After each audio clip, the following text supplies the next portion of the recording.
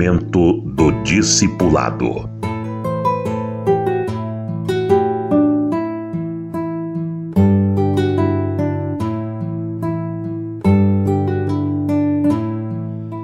Eu quero ajudar a compreender que só alguns dos cristãos são chamados a uma dedicação exclusiva a Deus.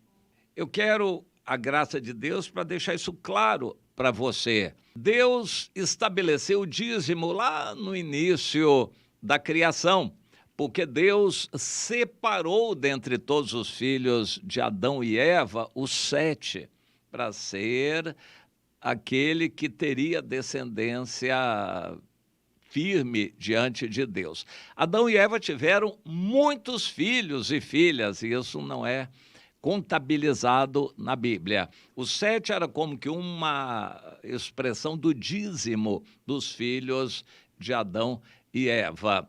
E esse princípio veio permeando toda a Bíblia.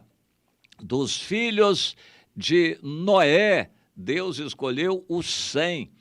De todos os descendentes de Sem, os semitas, Deus escolheu Abraão e disse: sai da tua terra, da tua parentela e vai para a terra que eu te mostrarei, de ti farei uma grande nação.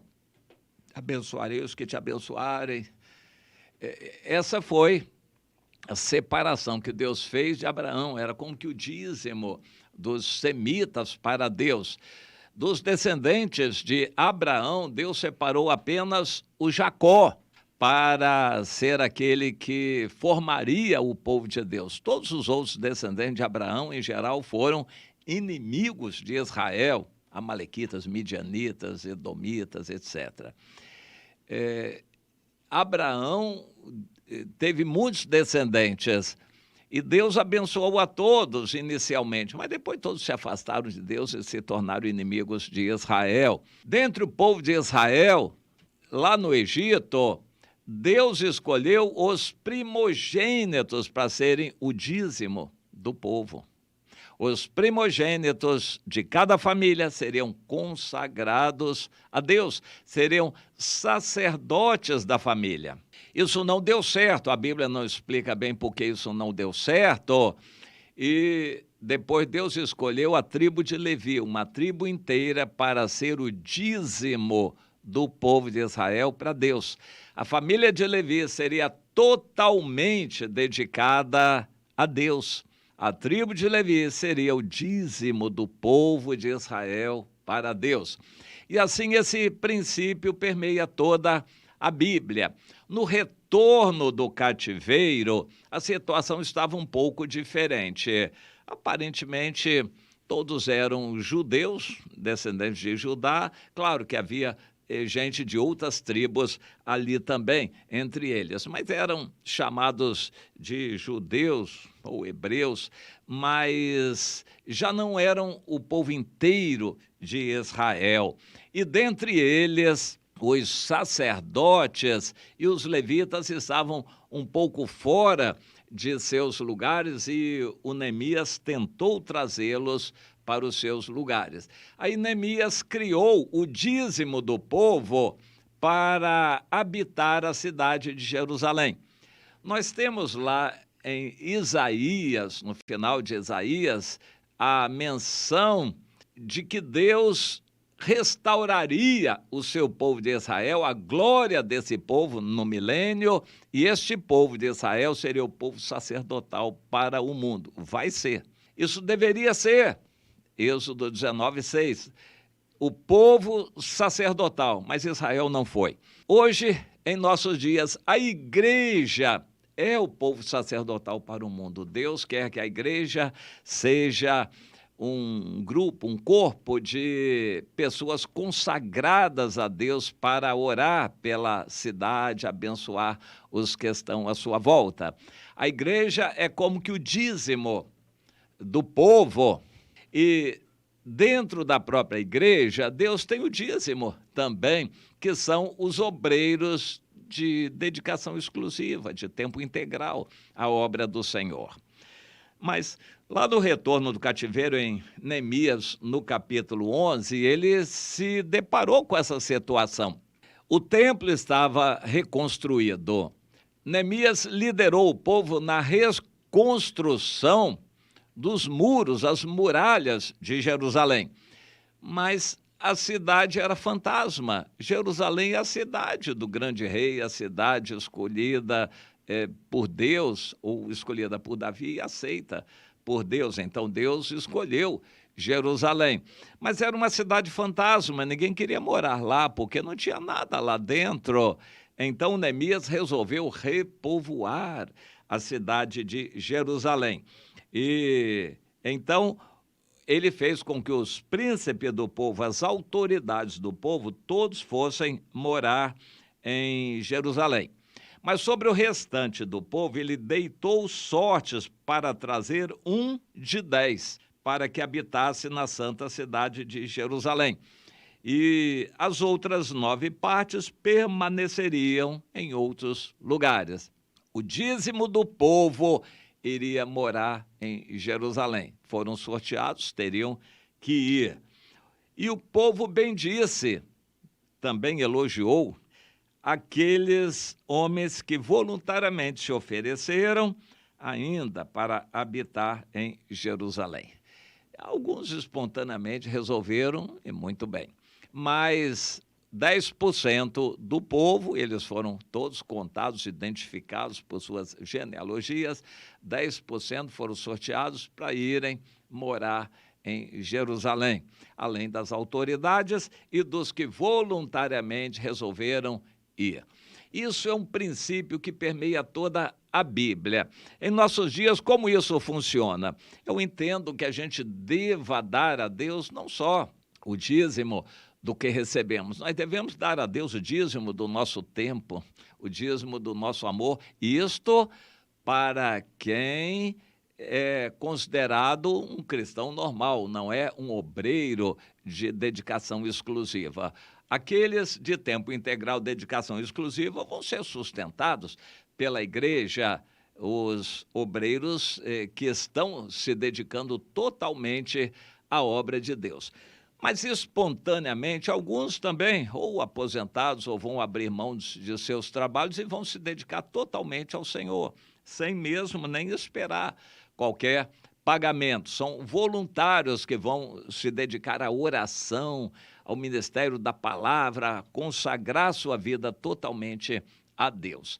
Isto é necessário. Na igreja, nem todos são iguais. Alguns vão se dedicar porque vão ter um chamado. Isso é um chamado específico. A Bíblia diz que Deus chama a vocação de Deus para cada um. Cada um permaneça na vocação em que foi chamado. Deus tem uma vocação para cada um. Alguns são chamados para não se casarem. E isso está um pouco estereotipado em nossos dias e a gente precisa entender. Isso não é uma maldição a pessoa não conseguir se casar. Isso pode ser um chamado de Deus e ser uma bênção. Aquela pessoa não vai se envolver com uma família, com um casamento, ela vai se dedicar totalmente ao Senhor. Isto é o que Deus estabelece. Essa pessoa vai se dedicar totalmente a Deus. Ela foi chamada para isto. E eu acho um privilégio a pessoa não se casar solteira, viúva, ou enfim, a pessoa se dedicar totalmente ao Senhor. Isso é um privilégio para ela ter esse chamado de Deus, como vários na Bíblia, o profeta Daniel e o apóstolo Paulo, o Estevão, vários desses que não se casaram e se dedicaram totalmente ao Senhor, inclusive o próprio Senhor Jesus aqui na terra. Chamados para se dedicarem totalmente ao Senhor, mas não são todos.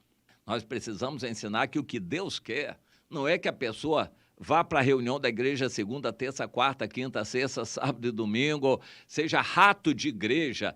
Ele se dedica a ficar na igreja sempre, todos os dias, dentro das 4 paredes, fazendo entretenimento religioso. Não, não, não, não. Deus nos quer cristãos bem formados, discipulados, para sairmos à nossa redondeza e evangelizarmos, fazermos discípulos no nosso ambiente de trabalho, ambiente de estudo, na nossa vizinhança, na nossa família.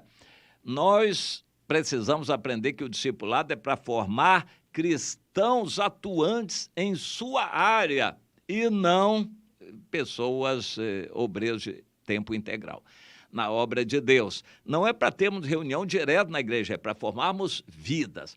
Mas para discipular, nós precisamos estar com o discípulo todos os dias, nem que seja através das redes sociais, de qualquer outro meio de comunicação. Precisamos estar com o discípulo todos os dias, orientando na formação espiritual da vida dele. Formação espiritual da vida do discípulo não é ensiná-lo a assistir reunião todos os dias na igreja. Assistir reunião é um mal religioso, ficar assistindo religião. Isso não é chamado de Deus. Deus chamou você para ser formado em um discípulo, para fazer outros discípulos. Você tem que sair, conversar, evangelizar, levar a palavra, visitar irmãos fracos, buscar irmãos afastados, discipular novos irmãos. Todos são chamados para fazerem isso. Nem todos são chamados para serem pastores. Nem todos são chamados para serem evangelistas, nem todos são chamados para serem apóstolos e profetas, nem todos são chamados para se dedicarem de tempo integral ao Senhor, mas todos são chamados para se dedicarem de coração inteiro ao Senhor, onde estiverem. O que aconteceu com Neemias é interessante, todos vão buscar a Deus, vão acertar sua vida com Deus, porém, 10% estarão aqui orando, buscando o Senhor, se preparando teologicamente, os outros estarão atuando. É assim que Deus quer a igreja, não toda concentrada dentro das quatro paredes, assistindo reunião todos os dias, assistindo reuniões que não levam a nada, só assistindo. Não é isso que Deus quer. Deus quer que todos discipulem e sejam discipulados. E cada um vai ser discipulado para atuar na sua área. Um vai trabalhar numa empresa, outro vai ser militar, o outro vai trabalhar no serviço público aqui, outro vai ser um professor, um funcionário de uma escola, vai estar atuando na escola. Deus tem um chamado para cada um testemunhar do Senhor, não dentro das quatro paredes. Testemunhar do Senhor onde você está. Dentro das quatro paredes, fiquem aqueles 10% que têm um chamado específico de Deus para isso, para buscar o Senhor. E outra coisa, não fazer entretenimento religioso, não. É trabalhar duro, estudando a Bíblia, orando horas e horas. Tem gente que tem esse ministério, chamado para o ministério de oração.